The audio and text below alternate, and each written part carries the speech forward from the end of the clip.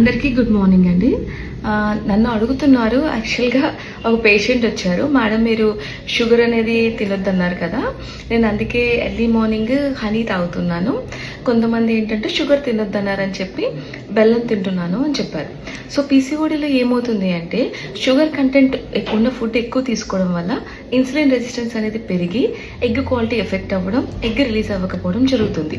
So నేను కొంచెం sugar foods avoid చేయండి అమ్మా అని చెప్తే వీళ్ళు ఏంటంటే షుగర్ బదులు బెల్లం అండ్ హనీ తింటున్నారు. సో అలా కాదండి, షుగర్ కంటెంట్ అనేది గ్లైసమిక్ ఇండెక్స్ అనే దాని మీద డిపెండ్ అయి ఉంటుంది. సో దీన్ని బట్టి high sugar foods, medium sugar foods and లో షుగర్ ఫుడ్స్ అనేగా డివైడ్ చేస్తాం.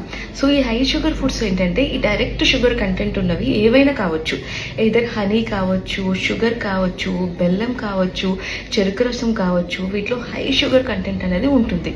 సో మీరు దయచేసి షుగర్ వద్దన్నానని మిగతా ఫుడ్ అనేది తినకండి. అండ్ మీడియం షుగర్ కంటెంట్ అనేది మనకి ఎందులో ఉంటుంది అంటే కొంచెం మనకి రైస్లో కానీ గోధుమ పిండి, గోధుమ రవ్వ, వీటిలోని మనకి మీడియం షుగర్ కంటెంట్ ఉంటుంది.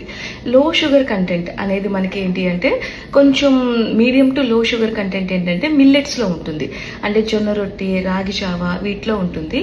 వెరీ లో షుగర్ కంటెంట్ అనేది మనకి వెజిటబుల్స్లో ఎక్కువ ఉంటుంది. ఎప్పుడైనా బాయిల్డ్ వెజిటబుల్స్ అనేవి మనకి వాటిలో షుగర్ కంటెంట్ అనేది